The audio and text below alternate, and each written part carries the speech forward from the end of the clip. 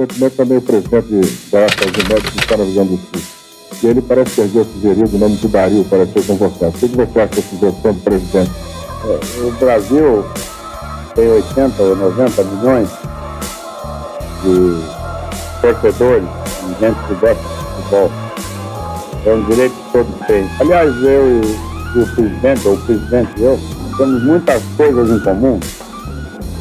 Somos gaúchos, somos gremistas, gostamos de futebol e nem eu instalo o ministério, nem o presidente instala aqui. Você está vendo que nós nos entendemos muito bem.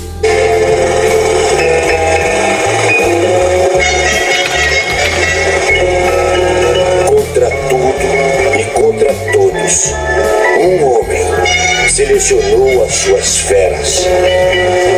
Contra tudo e contra todos, ele impôs o seu ritmo e filosofia. Contra tudo e contra todos, João Saldanha. Escolhe os jogadores que eu vou comprar. Não, foi mais ou menos. O que eu disse foi o seguinte: eu nunca vi ele em pessoa, nunca tive com ele em pessoa. Até me recusei num convite que fizeram em Porto Alegre para um jantar com ele. Nós estávamos lá por acaso e sem saber, claro que na porta talvez eu fosse até barrado, mas eu disse: eu não vou. Bom, o cara matou amigos meus. Eu levei para o México uma pilha de documentos de 3.000 e poucos presos, 300 e tantos mortos e não sei quantos torturados. Então eu vou pactuar com o CT. Eu tenho um nome a zelar, já tinha e tenho ainda. E finalmente a vitória. Sócrates parte para o contra-ataque, dá um bom passe para Reinaldo. O artilheiro foi fatal. No drible, na disposição, na precisão do chute. Brasil 2-1.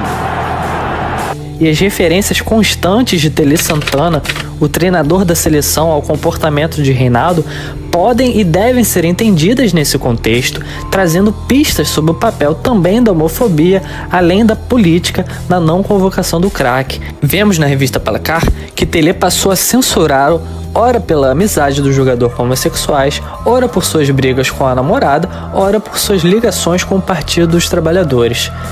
O problema do Brasil foi não ganhar da Argentina. Se ganhasse, seria campeão do mundo. Isso é pelas coisas que se falaram.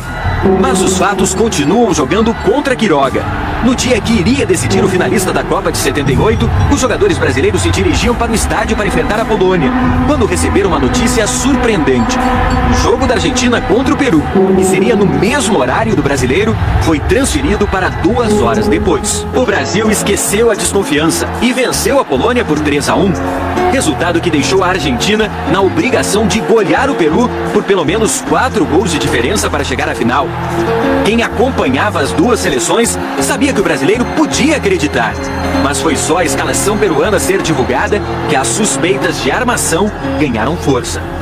E foi só a bola rolar que as esperanças brasileiras foram diminuindo tão rapidamente quanto os gols argentinos iam saindo. 20 minutos do segundo tempo e o Peru já perdia por 6-0. O jornalista argentino notou um jogo fácil, mas nada de anormal. Isso até rever a partida pela TV. Quando a estranha partida terminou, pela segunda vez os argentinos chegavam a uma final de Copa do Mundo. Só que desta vez o adversário não seria o Uruguai, como em 1930, seria a Holanda. A explosão de alegria do estádio de Rosário pôde ser ouvida em toda a Argentina. Me molesta. Às vezes me chateia que se lembrem de mim, não por ser um bom goleiro, mas por essa partida do Peru. Sempre vai existir um torcedor fanático que vai gritar o pior, que vai dizer, vendido.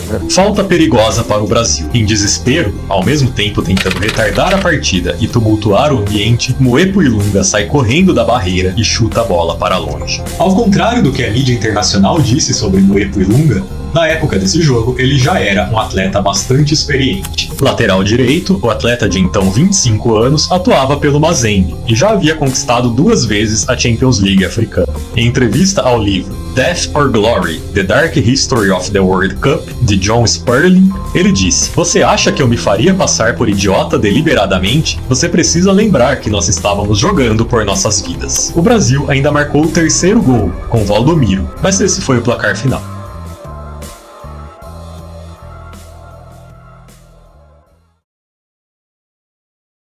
A sombra no campo. Ditaduras militares controlando o futebol de modo cruel. O futebol. Ah, o futebol. Um mero jogo, dizem. Uma distração inocente.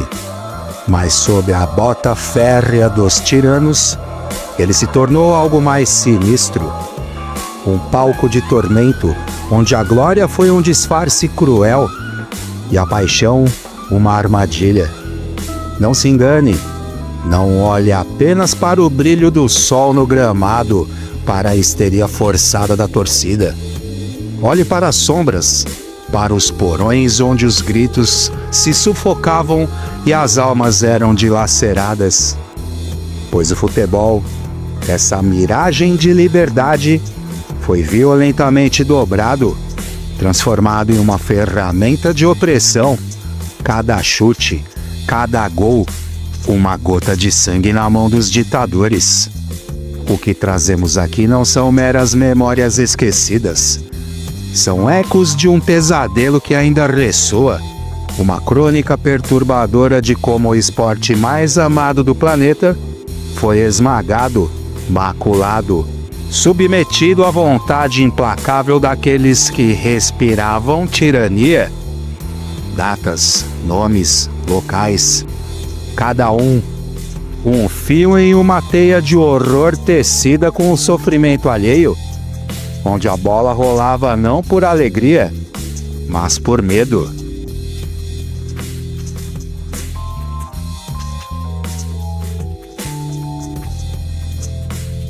O Brasil de 1970, a caneta que sangrava e a alma que se dobrava. Em 1970, o Brasil se preparava para vestir a glória. A seleção, uma constelação de talentos divinos, era a última esperança de um povo sob o véu sufocante da ditadura. Seu condutor, um homem que ardia em convicções, João Saldanha. Um jornalista, um comunista, uma voz que se recusava a ser silenciada, mesmo sob a ameaça constante de uma lâmina invisível. Ele não se dobrava. Suas palavras eram lâminas afiadas. Suas ideias, uma afronta direta ao regime. E isso o selou. O general Emílio Garrastazu Médici, o carniceiro no trono, viu em Saldanha não um treinador, mas um desafio direto à sua autoridade absoluta. A farsa oficial tentou disfarçar a verdade, lançando cortinas de fumaça sobre a podridão.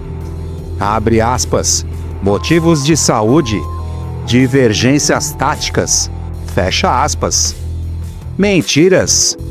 Convenientes, sim, mas mentiras que cheiravam a fim de vida. A verdade apodrecendo no ar era que Saldanha foi impiedosamente arrancado do comando da seleção no dia 17 de março de 1970. Não por incompetência, mas por insubordinação. Seu crime? Recusar-se a manchar o time com a presença imposta de Dario, o Dadá Maravilha, uma marionete do poder, um jogador mediano que não cabia na excelência que Saldanha construía. A resposta de Saldanha Médici se tornou um grito de desafio e um oceano de silêncio. Um ato de coragem que deveria ser eternamente lembrado. Abre aspas. O senhor cuida de seus ministérios e eu cuido da seleção. Fecha aspas. Uma canetada do ditador. Um traço no papel que equivalia a uma sentença, esmagando a liberdade sob o peso da obediência cega. Saldanha, anos depois, em um programa de TV, descreveria Médici da seguinte forma, abre aspas, ele foi o maior assassino da história do Brasil, fecha aspas. E no vácuo deixado pelo tormento de Saldanha, emergiu Zagallo. Ele assumiu, ele aceitou as migalhas do poder.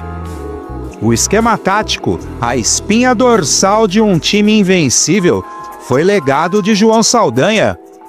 Um testamento de sua exímia inteligência em futebol.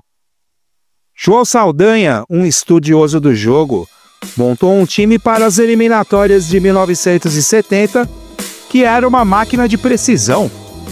Admirado e incondicionalmente respeitado por cada jogador. Ele era um homem de opiniões fortes e inteligentes, que não se dobrava. A curiosa história de um repórter que, irritado com a teimosia de Saldanha em não revelar o time completo antes de um jogo, perguntou, abre aspas, mas Saldanha, o senhor não tem medo de um ataque do coração com tanta raiva? Fecha aspas. E Saldanha, com um sorriso irônico e afiado, respondeu, abre aspas, não, meu caro, eu tenho é medo de um ataque de jornalistas idiotas. Fecha aspas. Essa era a sua essência, brilhante, perspicaz e destemido. Contudo, Zagallo, cuja carreira de jogador foi, na melhor das hipóteses, mediana, um atleta que sempre garantiu seu lugar na seleção por ser tão obediente aos treinadores da época quanto ele seria ao regime militar como técnico, curvou-se à sombra, acatou as ordens, levou para a Copa o insignificante Dario, satisfazendo a vaidade podre do ditador Médici. A Copa de 70, um tricampeonato, uma glória manchada, uma taça erguida sobre os escombros da moralidade, um troféu empapado com a humilhação daqueles que ousaram sonhar com a liberdade. Eu não dou palpite na escolha do Ministério. Não. É mais ou menos. E ele não escolhe os jogadores que eu vou comprar. Não, foi mais ou menos. O que eu disse foi o seguinte, eu nunca vi ele em pessoa, nunca tive com ele em pessoa. Até me recusei num convite que fizeram em Porto Alegre para um jantar com ele, nós estávamos lá por acaso, e sem saber, claro que na porta talvez eu fosse até barrado, mas eu disse, eu não vou. Bom, o cara matou amigos meus, eu levei para o México uma pilha de documentos de 3.000 e poucos presos, 300 e tantos mortos e não sei quantos torturados. Então eu não vou pactuar com vocês desse. Eu tenho um nome a zelar, já tinha e tenho ainda. Não. Então eu disse para ele, o senhor organiza seu ministério e eu organizo meu time.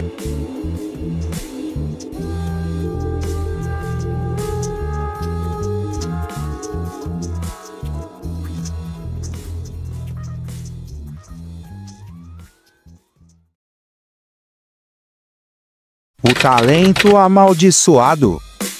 Reinaldo e os punhais invisíveis da repressão. Enquanto a ditadura brasileira brindava com seus títulos forjados, existiam almas dilaceradas. Talentos que, por uma mera fagulha de pensamento independente, eram cruelmente desmembrados. Um nome, Reinaldo, o rei do Atlético Mineiro. Um feiticeiro com a bola, um gênio inquestionável. Muito jovem, ele já era titular incontestável no Atlético Mineiro e no Campeonato Brasileiro de 1977 foi artilheiro com uma facilidade assustadora. Seus gols eram obras de arte. Toninho Cerezo, Amaral, Brasil 1-0, período inicial de jogo no Morumbi, em São Paulo. Vejam a marca do tempo. Lançado Reinaldo, ganhou, levou, atirou, marcou de forma sensacional Reinaldo. Jogada brilhante do jovem atacante mineiro. Brasil 2-0 Reinaldo.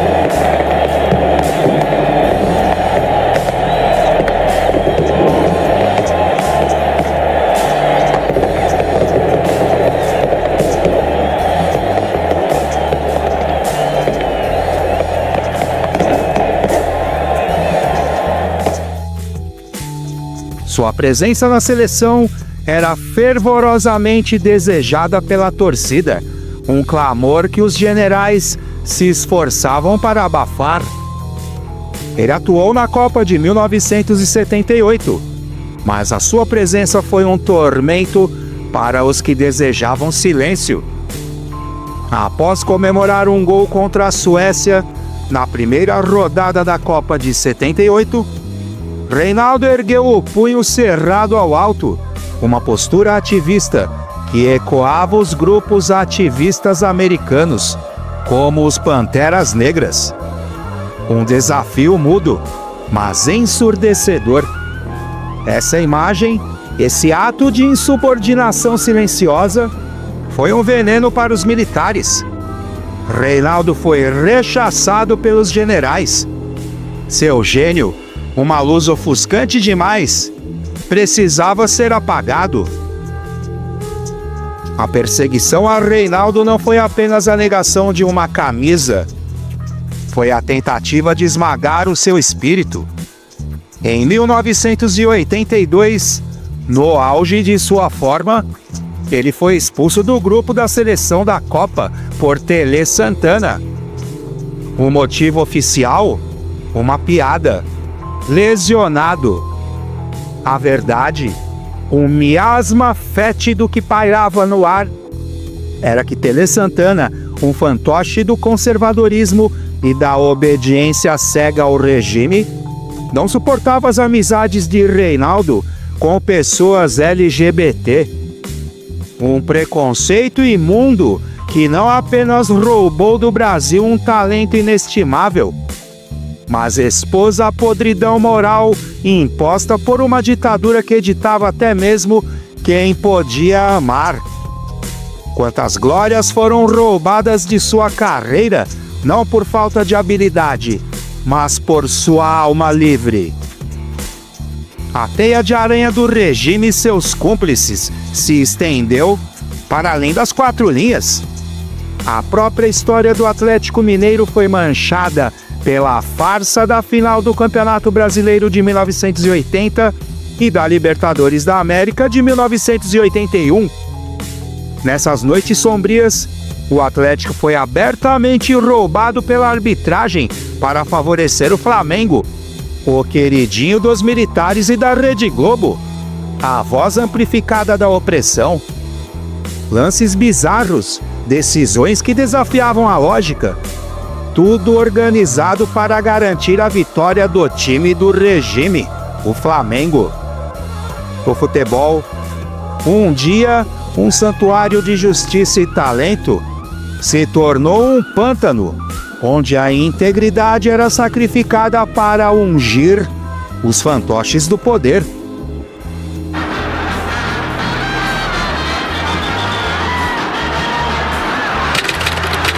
Cartão vermelho. Reinaldo está expulso do jogo porque atingiu o ciclo. Cartão vermelho, está expulso do gramado Reinaldo. Jogadores do Atlético se revoltaram. E se continuarem assim também vai ser mais gente expulsa, hein? Está expulso o Reinaldo. Bem, agora as opiniões. Tele. Lamentável. Eu achei que o Zé Roberto está mais nervoso que os jogadores. Vamos acompanhar esse ataque do Atlético. O Gerson também.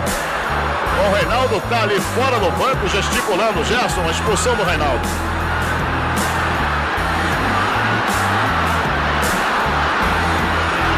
Gerson, o Éder está expulso. Outro, hein?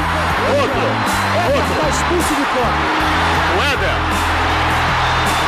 Éder expulso. O Vaguinho pede para o técnico do Atlético tirar o time. E a diretoria do Atlético entra em campo e o diretor quer agredir o Zé Roberto Wright. A Copa da Morte, Argentina, 1978, e o eco dos gritos silenciados. Em 1978, a Argentina abriu seus braços para a Copa do Mundo. Um evento monumental sediado em uma terra banhada em sangue, sob o comando de uma das mais sanguinárias ditaduras da América Latina. liderada pelo general Jorge Rafael Videla. Enquanto o mundo se deixava seduzir pelo espetáculo, os calabouços do regime ecoavam como torturas, desaparecimentos e mortes. A Copa, para Videla e sua junta, não era um torneio, era uma cortina de fumaça, uma distração cruel para desviar os olhos do horror que espreitava nas sombras. E nessas mesmas sombras, as Madres de Plaza de Maio, ou as Mães de Maio, com seus lenços brancos, caminhavam em silêncio ensurdecedor, clamando pelos filhos desaparecidos, pelos corpos que o futebol tentava esconder. E nessa atmosfera de terror, nasceu um dos episódios mais asquerosos da história das Copas do Mundo. A Argentina precisava de uma goleada avassaladora sobre o Peru para alcançar a final. Precisava de, no mínimo, 4 gols de diferença. O placar final? Argentina 6, Peru 0. Uma vitória esmagadora. Uma aberração. Mas foi legítima? Os ecos daquele jogo, como um lamento eterno, carregam o peso da dúvida, da acusação e da verdade enterrada. Jogadores peruanos, anos depois, confirmaram a chantagem argentina. Em uma perturbadora reportagem para a Globo em 2008, o goleiro Ramon Quiroga, argentino naturalizado peruano e titular no gol do fatídico jogo, ficou desconcertado, quase em pânico, quando questionado se os jogadores se venderam para a Argentina. A vezes me molesta. Às vezes me chateiam que se lembrem de mim não por ser um bom goleiro, mas por essa partida do Peru. Sempre vai existir um torcedor fanático que vai gritar o pior, que vai dizer, vendido. Sua evasão era a prova. Dinheiro, trigo e sussurram as paredes dos porões. Até mesmo prisioneiros políticos teriam sido trocados por um resultado pré-fabricado. A manipulação era grotesca. Para maximizar a pressão, a ditadura argentina garantiu que todos os jogos da seleção brasileira fossem disputados em horários que antecediam os da Argentina, forçando o Brasil a jogar no escuro, sem saber o placar que precisaria superar. Era um jogo macabro de nervos, de manipulação. A dignidade do esporte leiloada em um mercado de almas para garantir uma vaga na final. Um pacto com o Satanás, onde a verdade foi sufocada pelos gritos falsos de gol e a moralidade esmagada pela sanha insaciável do poder.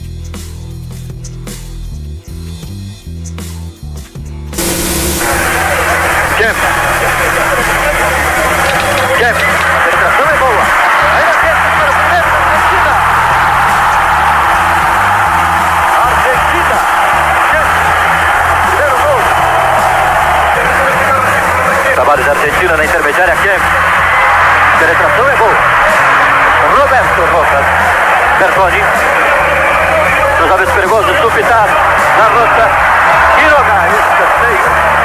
Setor direito, ataque da Argentina. O goleiro do Peru tentou defender. Ela já estava em cima.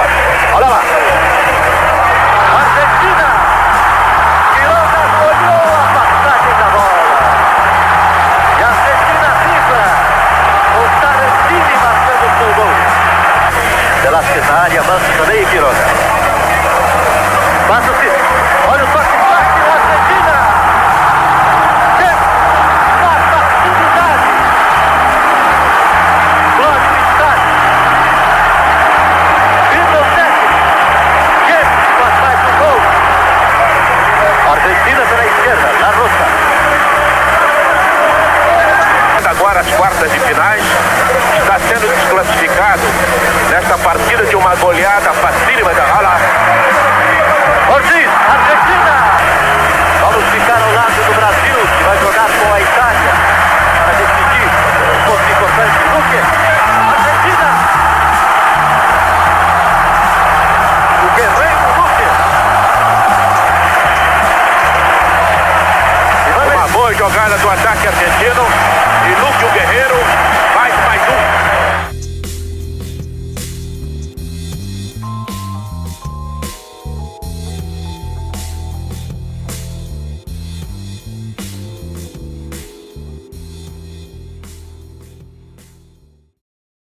Zaire, 1974.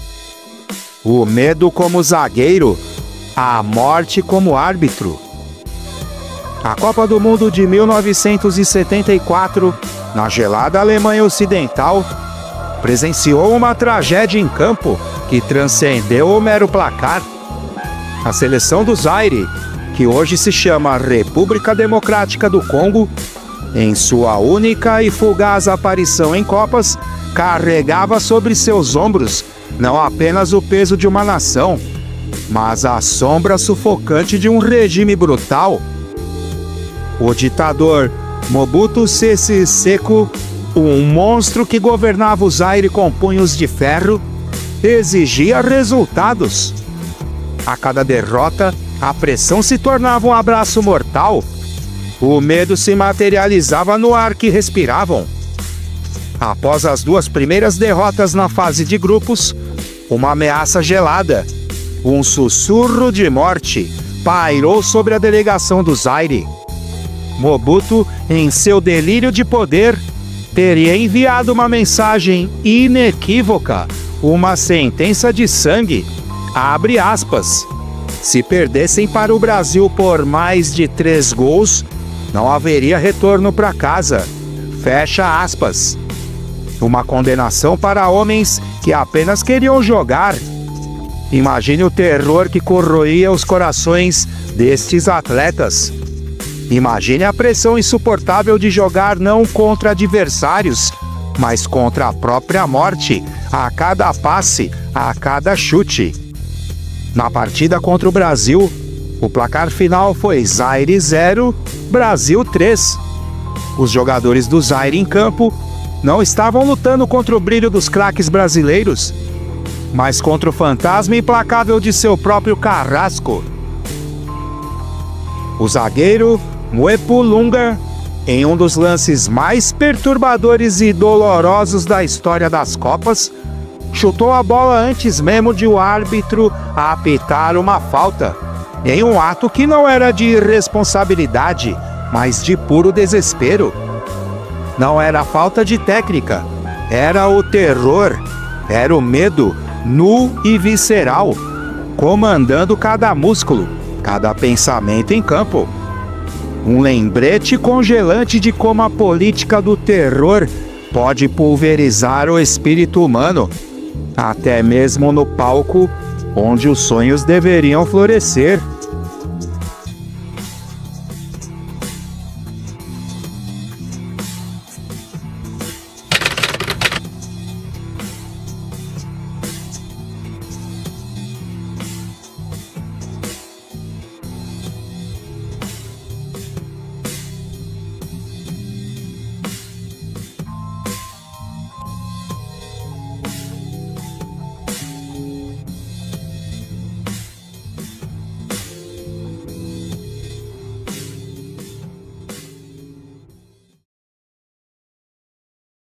O futebol, em sua essência mais pura, ele é a melodia da liberdade, a dança da paixão, o elo que une. Mas como agora sabemos, ele é também um espelho macabro da podridão que infesta a sociedade. As histórias de João Saldanha, de Reinaldo, da Copa de 78 na Argentina e da seleção do Zaire em 74, não são apenas narrativas, são feridas abertas na alma do esporte, cicatrizes profundas que nunca se fecharão, purulentas e infeccionadas. Elas nos gritam que a bola nem sempre rolou livremente, que vozes foram amordaçadas, talentos esmagados e resultados adulterados, tudo para alimentar a besta faminta dos regimes autoritários. A sombra das ditaduras militares pairou e, em alguns lugares, ainda paira sobre os gramados do mundo. É nosso dever, como guardiões da memória e defensores da liberdade, jamais esquecer estes abismos, para que a tal paixão pelo futebol não seja mais um véu uma ilusão, mas sim um punhal afiado contra a mentira e uma luz tremeluzente na escuridão mais densa da tirania. Este foi mais um Maloca Pop.